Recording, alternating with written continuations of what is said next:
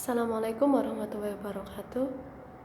Saya Anif Munisba dari kelompok 9 akan mempresentasikan tentang makalah kepramukaan oleh dosen pengampu Ibu Iva Nurlaila dengan tema P3K pokok-pokok tindakan pertolongan, pembalutan dan pembidaian dan transportasi yang disusun oleh Anif Munisba dan Isa Maliki.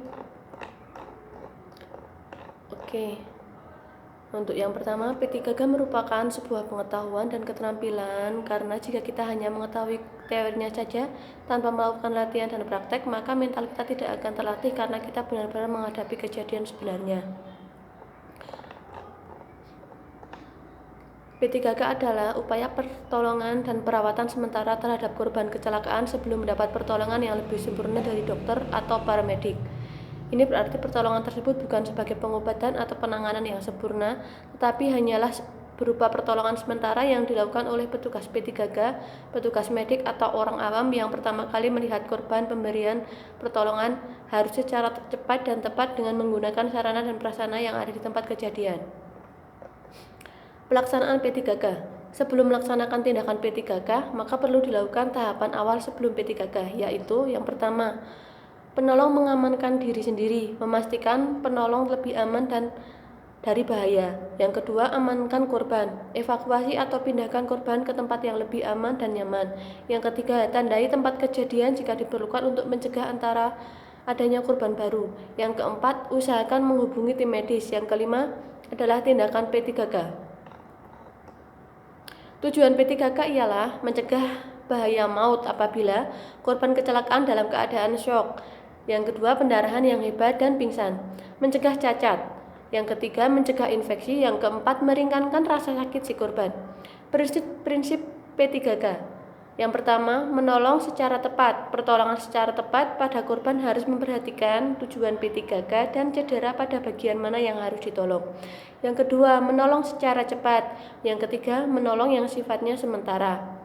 Sikap, kewajiban, dan wilayah seorang penolong. Yang pertama adalah sikap penolong, tidak panik, bertindak cekatan, tenang, tidak berpengaruh keluhan korban, jangan menganggap enteng haknya diderita korban. Yang kelima, melihat pernapasan korban jika perlu, berikan nafas buatan. Yang keenam, hentikan pendarahan terutama luka luar yang lebar. Yang ketujuh, perhatikan tanda-tanda syok. Yang kedelapan, jangan terburu-buru memindahkan korban sebelum kita dapat menentukan jenis dan keparahan luka yang dialami korban. Kewajiban penolong. Yang pertama adalah perhatikan keadaan sekitar tempat kecelakaan. Yang kedua, perhatikan keadaan penderita. Yang ketiga, merencanakan dalam hati-hati cara-cara pertolongan yang akan dilakukan. Yang keempat, jika korban meninggal, beritahu polisi bawa korban ke rumah sakit. Mengenal alat P3K dan penggunaannya. Alat-alat P3K berupa kapas, perban, pembalut, kasa steril, plester gulung, plester tunggal seperti tencoplas dan band-aid, kain pembalut yang lebar untuk kecelakaan yang berat, obat merah, boom water, dan sebagainya. Kegunaan alat-alat P3K. Kegunaan alat P3K yang pertama adalah untuk menutup luka. Yang kedua, untuk menekan pada bagian yang luka. Yang ketiga, untuk mempersempit ruang gerakan. Yang keempat adalah untuk mengikat spark atau bidai. Pembalutan. Tujuan pembalutan adalah mengurangi resiko kerusakan jaringan yang telah ada sehingga mencegah maut, mengurangi rasa sakit dan mencegah cacat serta infeksi. Kegunaan pembalutan adalah menutup luka agar tidak terkena cahaya, debu, kotoran, dan lain-lain, melakukan tekanan, mengurangi atau mencegah pembengkakan, membatasi pergerakan, dan mengikatkan bidai. Macam-macam pembalutan. Yang pertama adalah pembalutan segitiga atau mitela. Pembalutan segitiga dibuat dari kain putih yang tidak berkapur atau mori, kelihatan tipis, lemas, dan kuat. Bisa dibuat sendiri dengan cara memotong lurus dari salah satu sudut suatu kain bujur sangkar yang memanjang masing-masing sisinya 90 cm sehingga diperoleh dua buah pembalutan segitiga. Pembalutan plester digunakan untuk merekatkan kain kasa, balutan penarik, patah tulang, sendi paha, atau lutut meradang. Fiksasi tulang iga patah yang tidak menembus kulit. Bauton, alat untuk merekatkan kedua belah pinggir luka agar lekas tertutup. Yang ketiga adalah pembalutan pita gulung, kegunaan untuk luka pada jari kaki dan jari tangan. Yang keempat adalah pembalutan cepat. Pembalutan ini siap pakai, terdiri dari lapisan kasa steril dan pembalut gulung. Pembidaian. Bidai adalah alat yang dipakai untuk mempertahankan kedudukan fiksasi tulang yang patah.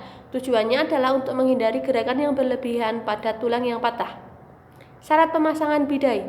Bidai harus melebihi 2 persendian yang patah. Bidai harus terbuat dari bahan yang kuat, kaku, dan pipih. Bidai yang dibungkus agar empuk. Yang keempat, ikatan tidak boleh terlalu kencang karena merusak jaringan tubuh, tapi jangan kelonggaran. Alat-alat pada bidai. Yang pertama, papan, bambu, atau dahan. Yang kedua, anggota badan sendiri, karton, majalah, atau kain. Yang ketiga, bantal, guling, dan selimut. Evakuasi dan transportasi.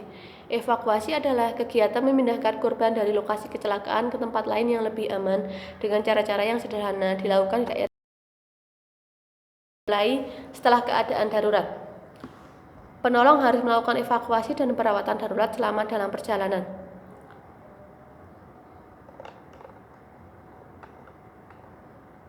Kesimpulannya, P3K adalah upaya pertolongan dan perawatan sementara terhadap korban kecelakaan sebelum mendapat pertolongan lebih sempurna dari dokter atau paramedik. Pertolongan pertama pada kecelakaan sifatnya sementara, artinya kita harus tetap membawa korban ke dokter atau ke rumah sakit terdekat untuk pertolongan lebih lanjut dan memastikan korban mendapatkan pertolongan yang lebih dibutuhkan. Demikian presentasi makalah dari kelompok 9. Apabila ada kurangan, kami mohon maaf. Wassalamualaikum warahmatullahi wabarakatuh.